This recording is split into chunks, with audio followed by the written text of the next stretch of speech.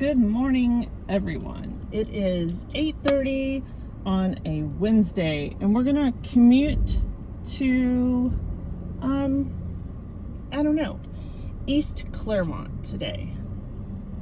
So, like a 3-mile trip.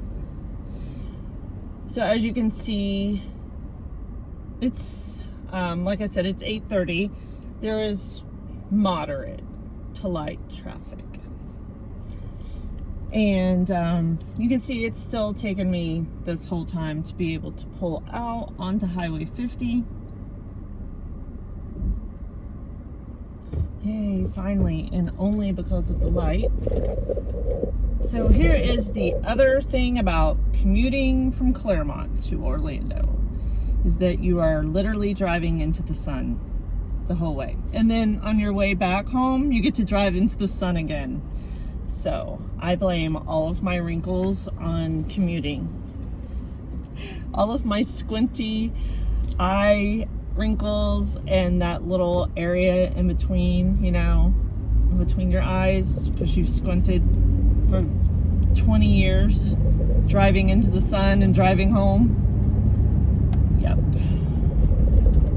All right, so we're passing Bloxham. We're still in the original part of Clermont. Coming up on Highway 27.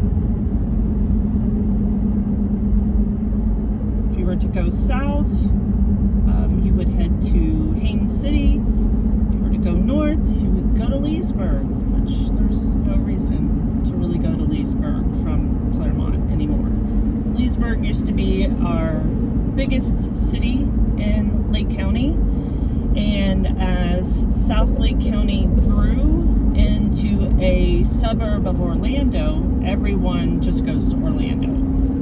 Once the Turnpike extended our direction and the 408 opened up, there was more reasons to go to Orlando than to go to Leesburg. So like I said, most of the commuter traffic is gone by now because it's 8:30. So most of your office workers in Orlando are there. They sat in the 6 o'clock traffic, which I will do for y'all one day.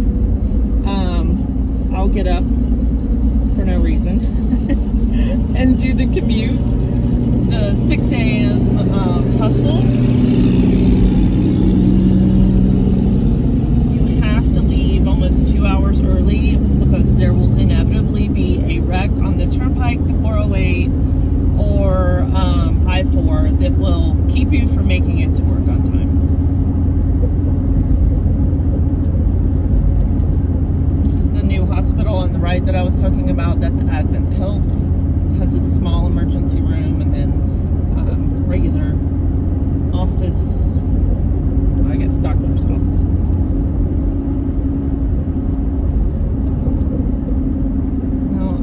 Try to zoom in to kind of give y'all this view of all of the glistening, glimmering cars. You can kind of see the hills right here. Let me zoom in and angle a little more.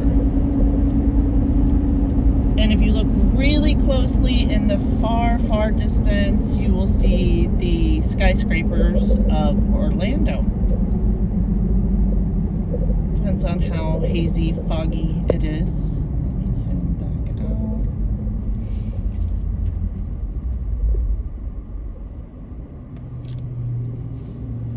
To my right is Chili's, Starbucks, Chick-fil-A, which I don't know about Chili's, but I will say that Chick-fil-A and Starbucks are the two busiest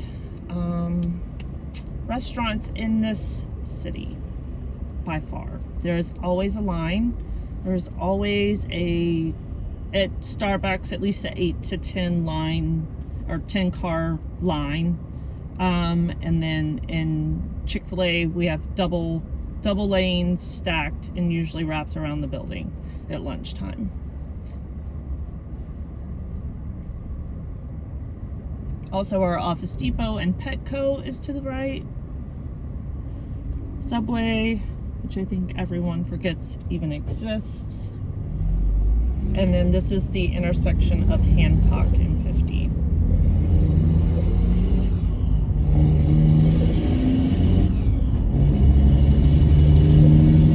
We do have a lot of dump truck and semi traffic on Highway 50. It is the main artery that cuts through Central Florida. So our east to west, besides I-4, which is east to west, but from Tampa to Daytona, this cuts directly east to west through the center of the state, going from like Brooksville to all the way to Bithlo, almost exactly to the coast. So east to west coast thoroughfare. So lots of semi-traffic. Lots of new development still here on Highway 50. It's an area of contention for a lot of us here because we already feel like there's so much traffic on Highway 50 that you're going to build another shopping center and they'll just put more traffic on the street. As a planner, or former planner, there's some checks and balances, some way-offs that we look at. We're creating more jobs locally, so it's always their hopes that it'll provide more employment here locally, thus not as much commuter traffic.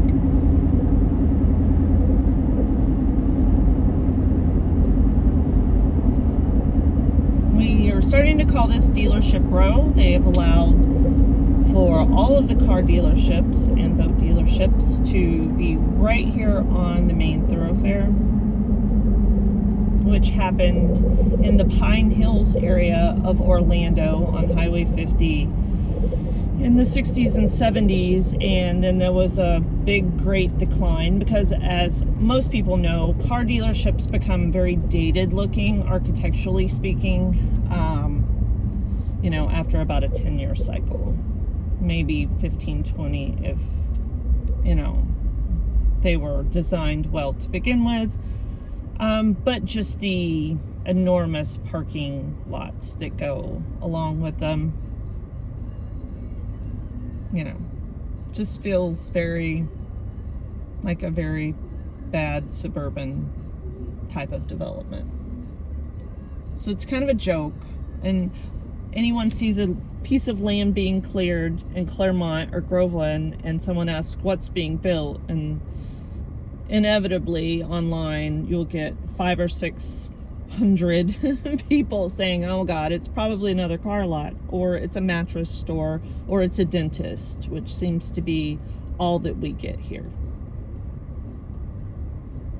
So now we're at 455, Highway 50 and 455, County Road.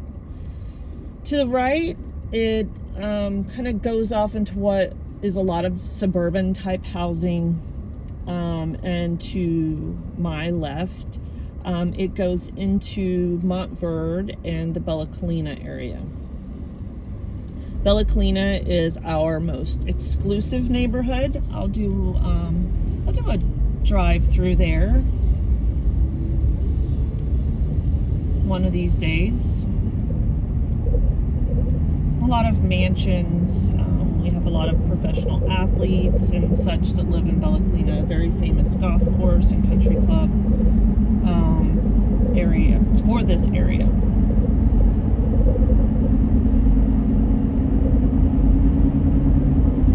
So this is still considered pretty light traffic.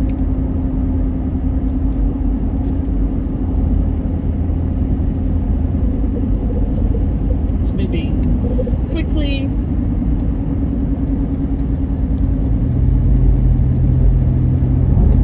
But all it takes is for one little fender bender and this all comes to a screeching halt, and there's really no way for you to get out of it. There's nowhere to turn. There's not a grid system like in most cities where you can just go up to the next street and turn. There's nowhere to go to because there's subdivisions or commercial centers on each side, and a road network that doesn't extend to any other road network. So you're just stuck.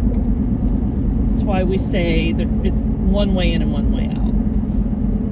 That's not an entirely true statement, because there are other ways.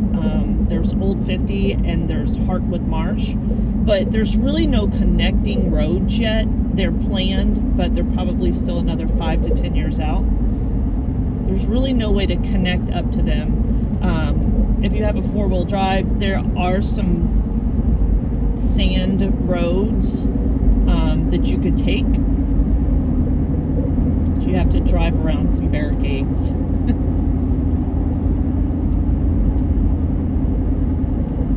Alright, we're just about to leave the Lake County line, going into Orange County and the city of Oakland. Town of Oakland? Oakland is very small.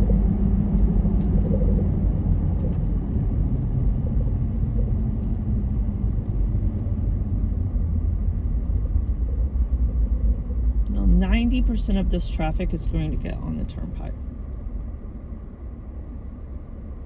You can access Orlando directly on Highway 50, but Orlando is a very sprawling, metro area.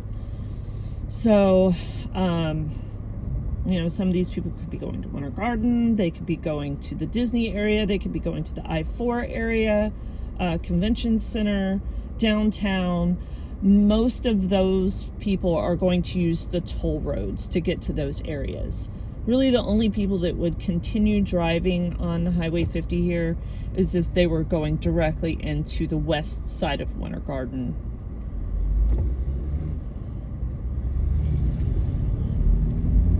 Otherwise, they would still get on the Turnpike. Even to go to Ocoee, my husband gets on the Turnpike and goes up like 3 exits. It's just faster. Does add up rather quickly on your total bill. I'm going to get back in the center lane because most of these people are turning and I don't intend to do that.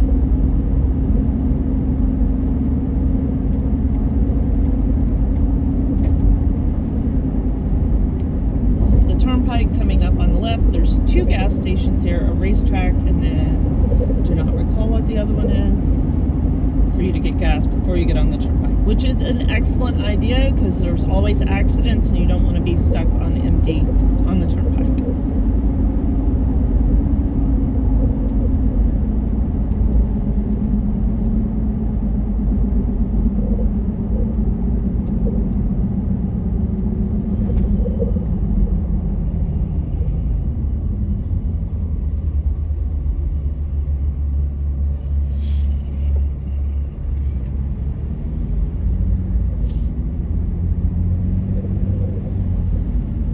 Under the Turnpike,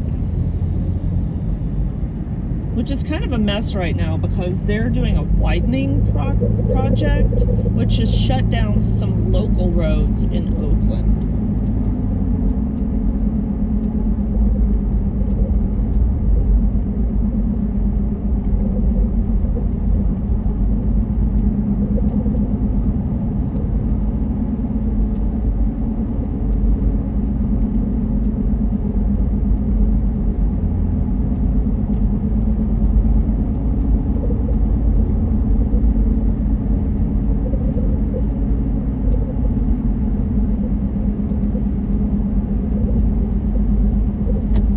Make a left on Tubb Street here in Oakland.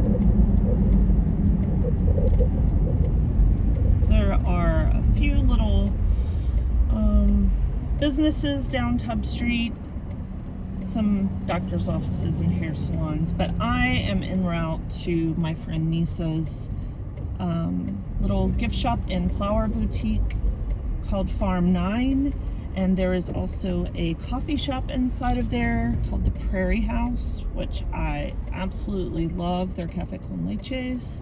So I would show you, but it's going to be a red light. So we're going to have to sit here a little while before I can show you. which I will just use the magic of speed up right here.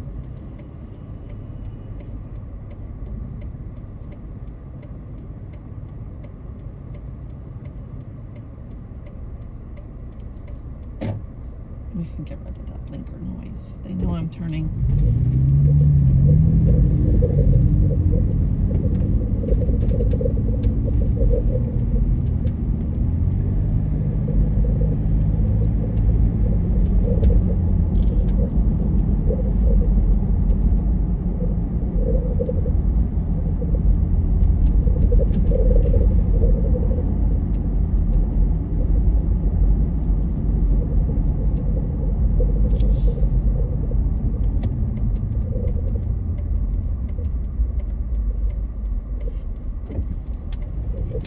Oh my gosh, they're busy. Busy this morning.